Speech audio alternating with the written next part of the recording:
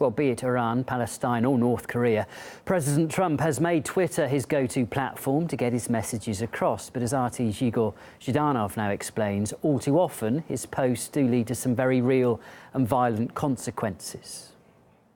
Christmas, the New Year, even the seasonal holidays haven't put the brakes on Trump's Twitter train. In 2018, Pakistan got it first.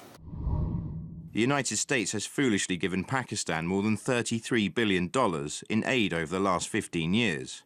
And they have given us nothing but lies and deceit, thinking of our leaders as fools. They give safe haven to the terrorists we hunt in Afghanistan, with little help. No more. No love lost there. Trump's administration has been walloping Pakistan for months, but it's not like anything in particular happened on Monday to trigger the backlash. But to say this tweet got Islamabad on edge would be an understatement. 3 ministers, including the Prime Minister, the Army, the Navy and Air Force chiefs, all converged for an emergency security meeting following Trump's post.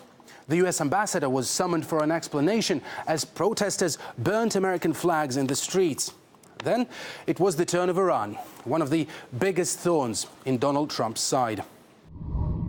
Iran is failing at every level, despite the terrible deal made with them by the Obama administration.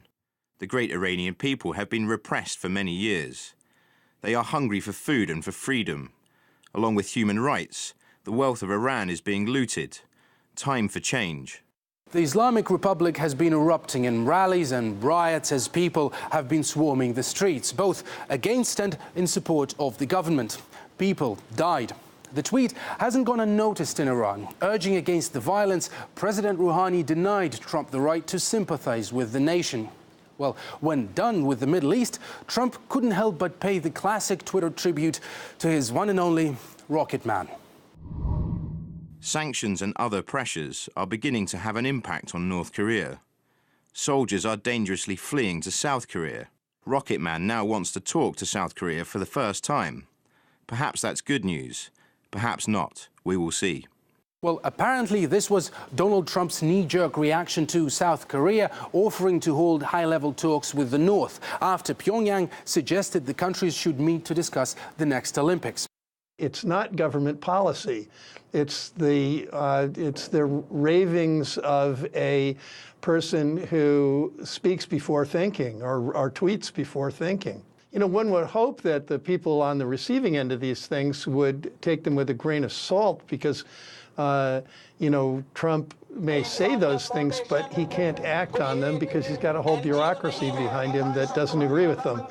So, but it's very destabilizing, and I think it's undermining U.S. ability to negotiate solutions to problems.